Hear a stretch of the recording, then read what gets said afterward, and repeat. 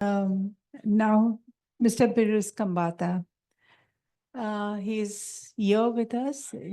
Yeah. He's a dynamic entrepreneur. He's innovative force behind one of India's most successful brand, Rasna.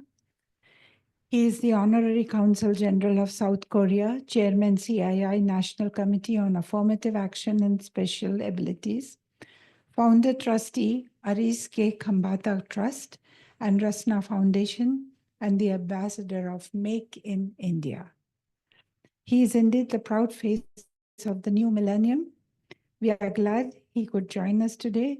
So let's put our hands together and request him to come to the podium.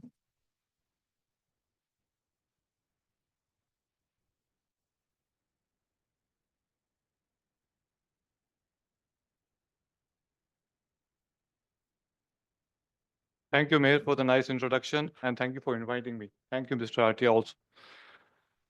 I got a little problem. Thank you to all the trustees also, that I was given a speech on Gen Z. But in the car, I discussed with my kids, this is my speech. They said, keep it with you. We don't require any speech of yours. I don't. So then I thought they will probably sing a song, you, Papa, don't preach. So I thought it's better to keep that in my pocket. So I kept it in my pocket. So I don't know what to speak. So either I can speak on little bit on my part-time diplomacy, being a Korean diplomat now, and the issues in Korea, or I can speak on public policy.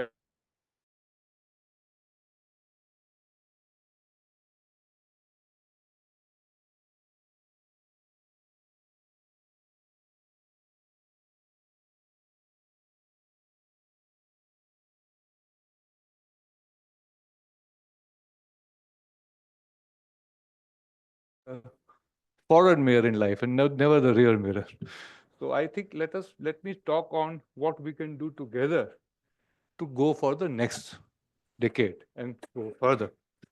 Now, obviously, I have no speech, so I will have to probably borrow from what I saw in Cheese's Red Tea, what you do. And I was so happy that there is a trust form like this, which can encompass all what other trusts can do. And what strikes me is, though we are 50,000, I think somebody has to do a count. I think per capita we'll have more trust societies and foundations than any community in the world. And so I don't know. So maybe a forum like this really helps. So one clear idea on the table is how we can collaborate together. And Piruz Khambatta did mention, first time I've seen you, I heard a lot about you, a lot of things. People think I'm part of your family. I say yes also, because all said and done, we came on the same ship. So some parties are related to each other. So I say yes. That gives me a little favor in politicians. So I say yes. But that apart, I think you're right. We need to collaborate with each other. And that is what possibly I can talk of today. Now let me think of what are the collaborations possible. We want money. Sometimes I get some trust asking me, give me 5,000, 20,000, 25,000. He's sitting on property of 50 and 60 crores. In Gujarat, there are a lot of panchayats, 3 families, 4 families, crores of property lying, because our forefathers had the vision to have Dokma land, community land. Now, what will happen to that? Nothing. Unscrupulous elements are getting inside. Some trustees, and you're right, we have to say the truth. And the truth is that people with vested interests are taking interest, because the people who can take interest sitting in this room here, and many of you I am great admirer because I have seen you as friends of my father working for the community, we have just sat silently. And the solution is straight away like this. You go to Charity Commissioner in Gujarat, and I can come with you with the minister's support. We tell him all these are defunct trusts. You change the trustees by a process of law, which is possible. And those trusts are taken over either by good trust or we change the trustees, either of the two. Both are possible. Both is possible. That probably a solicitor, and there are many in these rooms, can advise that is it easier to change a trustee? In my mind, is slightly easier, or take over the trust. But both are possible in trust law. Trust law has a provision for that, incidentally, which you know. So that way, all this property can be then combined, and forget colleges, we can build hospitals, we can build parks, we can do a lot, because it is not one or two, it is crores. And more importantly, that will go wrong. Many of these places, they have poor people also, in Gujarat in particular. We can probably take care of them for life.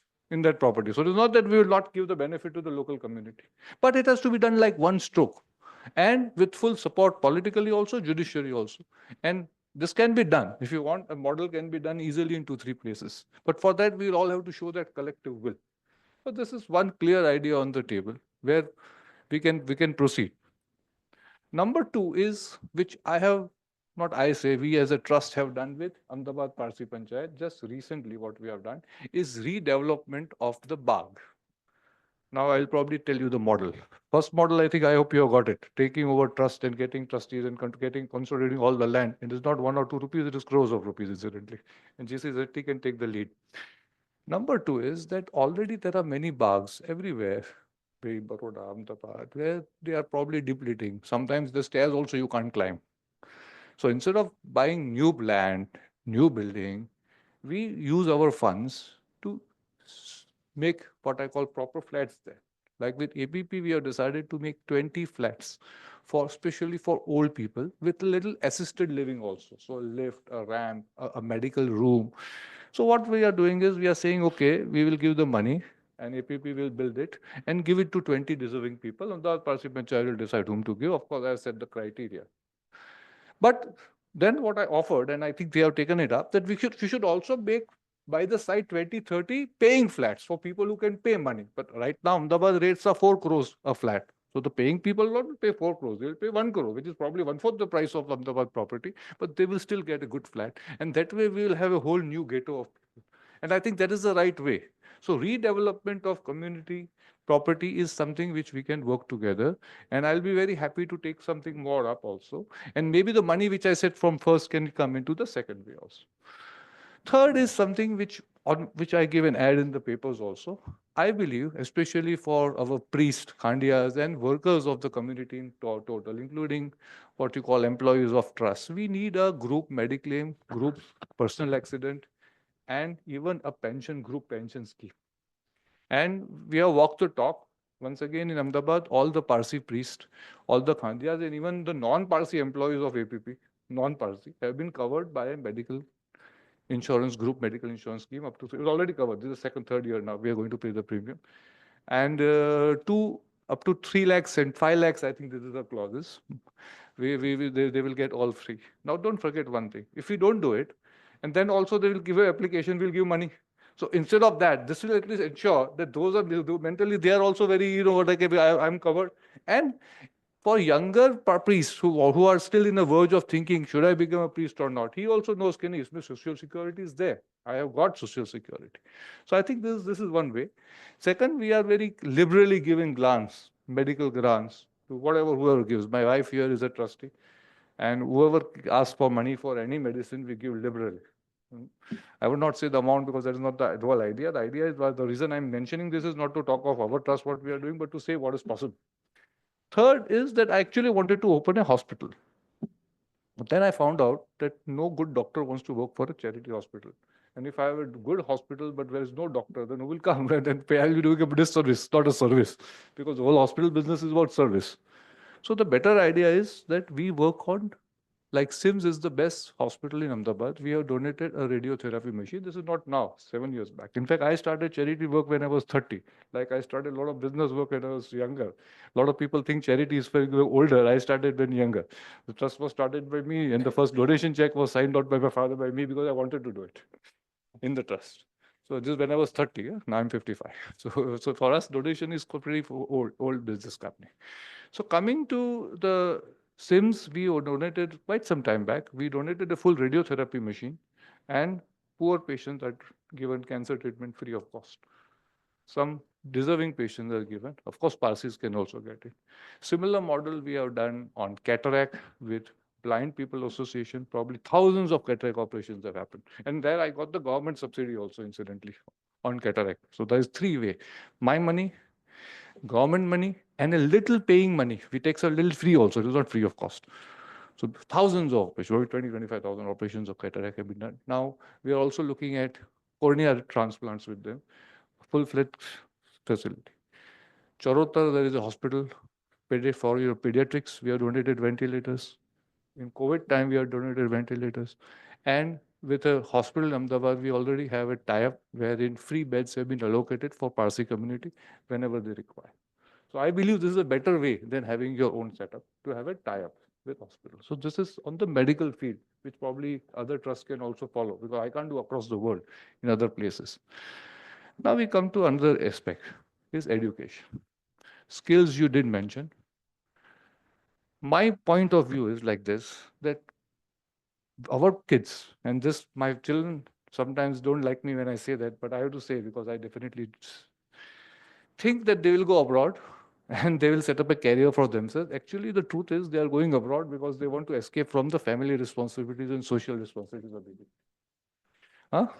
And I think that is a loss to the community, honestly. Like I went to my kids' school 20, 15 years back, and I told them that why? India has the best of the people from abroad should come to India for learning. You have best engineering classes, best management classes. Some people go for law abroad. I don't know why.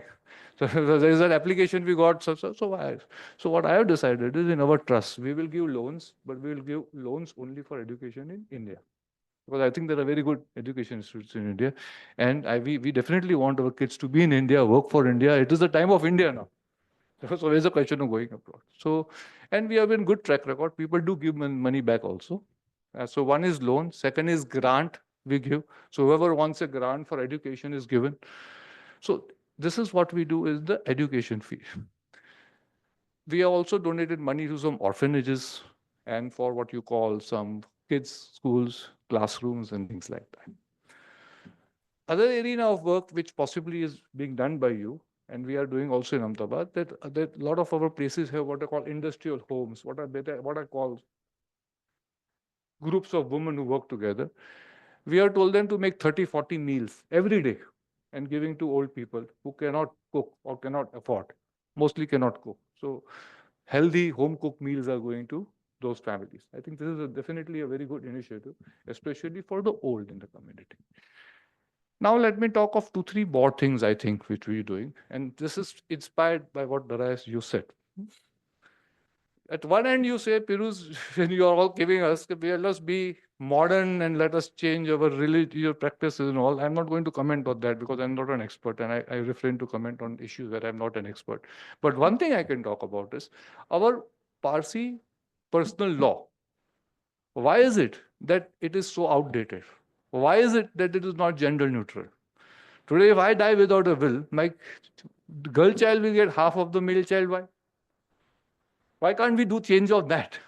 Why can't it be? In fact, we are the most, if you ask me, if a woman came in business first, we are the most, generally. So I personally believe that all of us sitting in this room should petition the government. I am a big supporter of the Uniform Civil Code.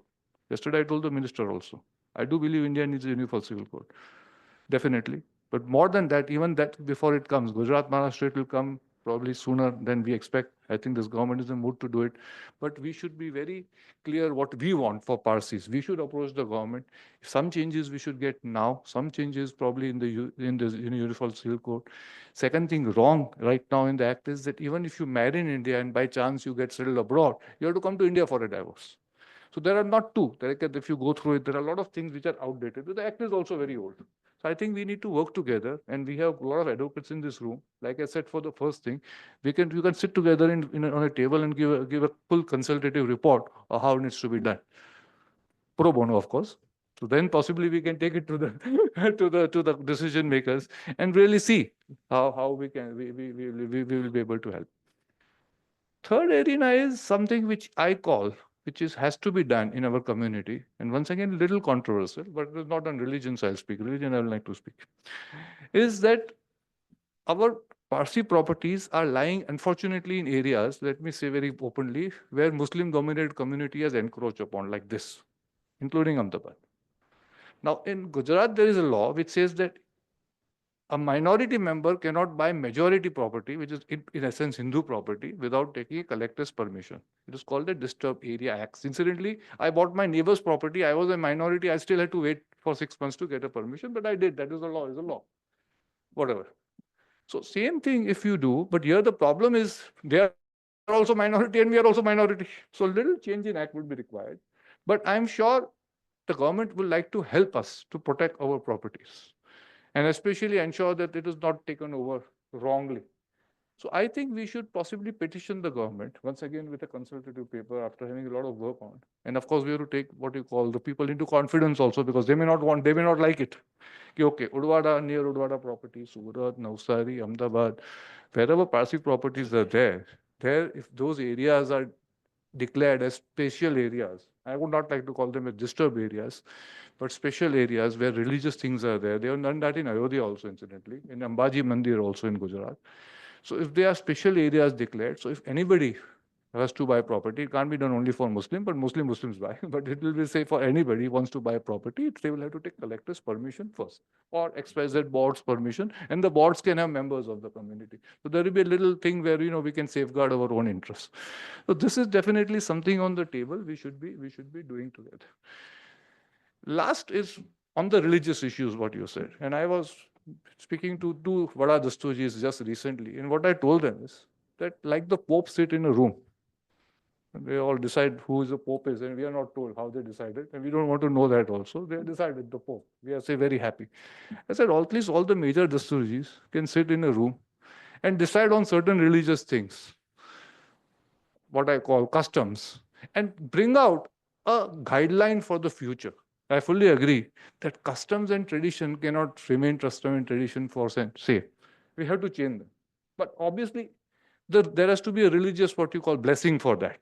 Then basically people like me can say, oh, now they have said yes, go ahead. Without that, you can't, because then it's like courts also. For one case, which was actually fought by us only, and we went to Supreme Court. And I will not, everybody knows the case, well, not to say. And I was sitting with the number one advocate in India, number one. He told me, what is the case? I said, this is a case. He says, Piruz, it is a religious issue or a custom issue. I don't understand what is the difference. He said, no. If it is written in religion, and if your religious people say yes, then courts have nothing to interfere. I will win you this case. If it is custom, you will lose. I think because courts are in a mood to change all customs, he told me. So, I mean, it was very clear. I like the way he said. So, but that is a different story. But I'm saying is, if it is religion, let the religious community decide. That courts cannot interfere. I cannot interfere. I'm a businessman. Bye. Let the religious people decide. And once they decide, by consensus or by majority or whatever they decide, we can then ensure that we wins, the civil-minded people like us can ensure that it is sort of acted upon. And that also includes this intercaste marriage, girl doing navjot, all. This is my suggestion. And the last thing I'll say is, I think for long, we Parsis have been talking what our forefathers did. And I can always say my forefather this did, this. I think time has come now. We should leave the same legacy for our children. So our children should be happy. And that's why I tell them that I am here so that I can leave the legacy for you. And you also be in India and work so that you can leave the legacy for your children. So with these words, I would like to end this my little speech. And thank you for inviting me here. But I would not like to keep this just to a speech, because that is the easiest thing for me to do. I'll be available for any further, work on any of these ideas. And there are some people in the media, we'll require your support also, especially. And especially the support is required to create a consensus. And I fully agree, there might be people who disagree, but then obviously let them disagree. You have to carry on with what you want. So I am very clear on that. So let them disagree. So issue is that if we at least have a consensus, and at least on like-minded people in this room, on certain things we can move very fast. And I'll be very happy to work on this what you call Disturb Area Act, or I'll be very happy to work on whatever the matrimonial act, whatever the personal laws, everything.